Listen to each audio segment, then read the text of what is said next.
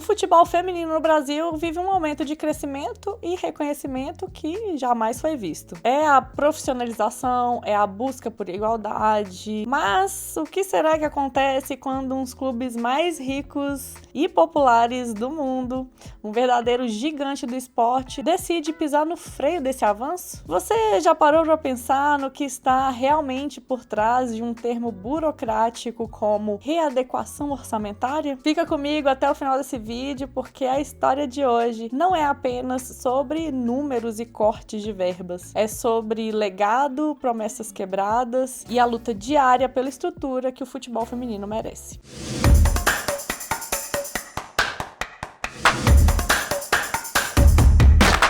Sejam todos muito bem-vindos para mais um vídeo.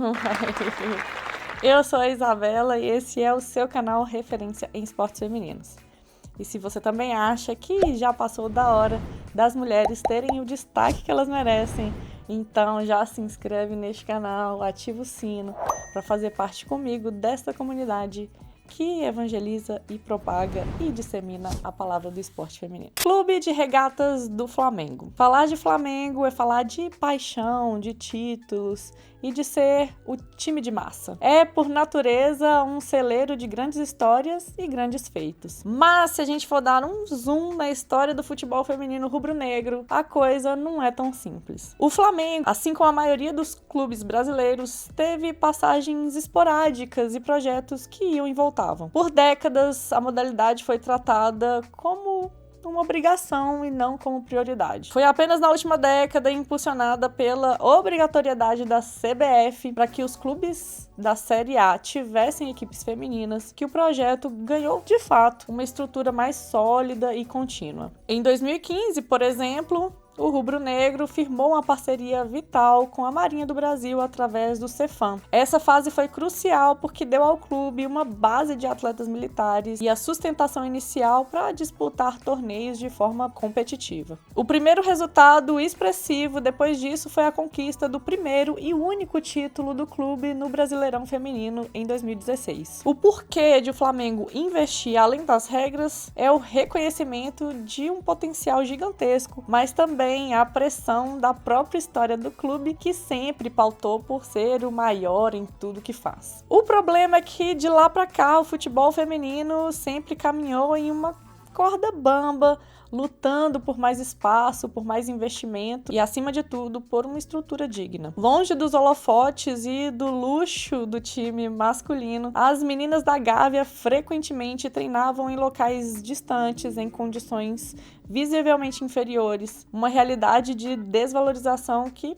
infelizmente se tornaria a peça central da polêmica que já eu vou te contar. Só que, nos últimos anos, havia uma sensação de que o projeto estava finalmente entrando nos trilhos. O time começou a dar passos muito importantes e a conquistar o respeito dentro de campo. A chegada da técnica Rosana Augusto, ex-jogadora da seleção com prestígio e experiência, por exemplo, lá em abril desse ano, trouxe um novo gás, uma nova mentalidade. Sob o seu comando, o time ganhou coesão, se tornou mais competitivo, alcançando as quartas de final do Brasileirão e conquistando títulos regionais como a Copa Rio. O planejamento para a temporada seguinte, de 2026, era de continuidade, buscando reforços pontuais para brigar de igual para igual com grandes investidores da modalidade, como o Corinthians e Palmeiras, que elevam o sarrafo financeiro todo ano. O objetivo era claro, brigar pelo título nacional e pela vaga na Libertadores. O projeto parecia consolidado, mas, como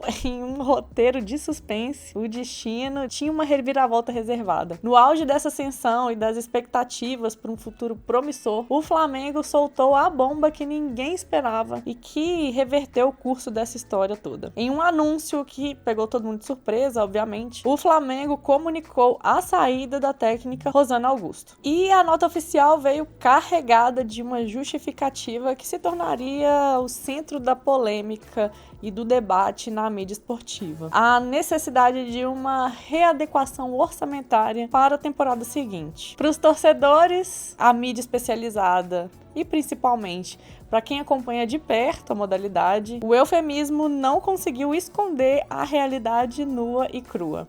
A readequação era, na prática, uma redução significativa do investimento do futebol feminino. O rubro-negro, que se gaba de ser um dos clubes mais ricos do mundo, estava decidindo reduzir a grana de uma modalidade que está explodindo em popularidade globalmente. A defesa do clube?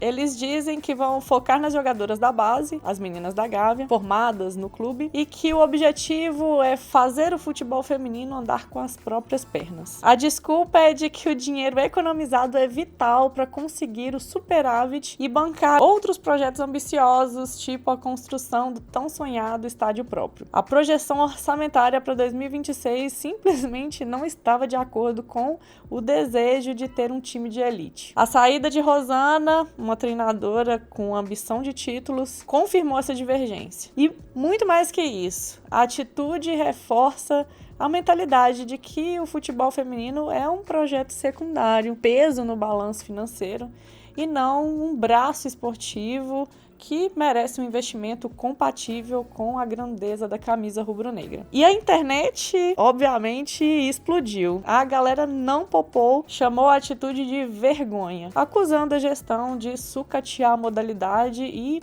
desperdiçar o potencial da marca. Mas o choque maior veio logo em seguida. A notícia da readequação foi quase instantaneamente acompanhada por vídeos assim perturbadores que viralizaram na internet. As imagens expostas por jornalistas independentes mostram a estrutura precária de treino das atletas. Containers improvisados servindo como vestiário e o mais alarmante, uma das coisas que eu achei mais impressionantes, a água da torneira saindo num tom marrom, barrento, nos locais de higiene dessas jogadoras. E se por um acaso o robozinho do YouTube me permitir, eu vou colocar aqui para vocês um Reels que chegou para mim lá no Instagram, postado pelo canal Dibradoras da jornalista esportiva Renata Mendonça, que ilustra assim com perfeição esse perrengue que as meninas do Flamengo estão passando. Caso o YouTube não deixe reproduzir esse vídeo aqui, eu vou deixar o arroba e o link do vídeo aqui na descrição desse vídeo, vale a pena conferir, assim, é inacreditável. E em um clube que tem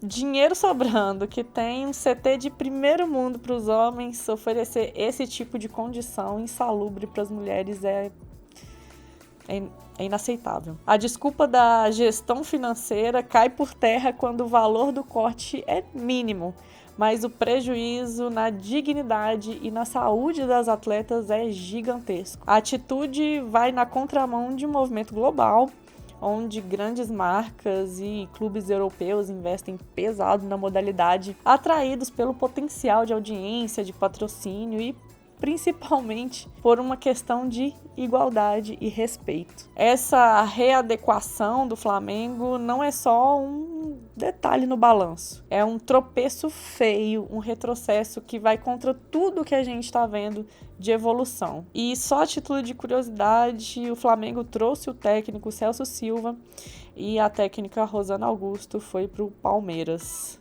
Sucesso. O DNA do Flamengo é ser grande, é ser vanguarda, mas nesse caso a gestão optou por uma cautela que beira o descaso. Mas e aí?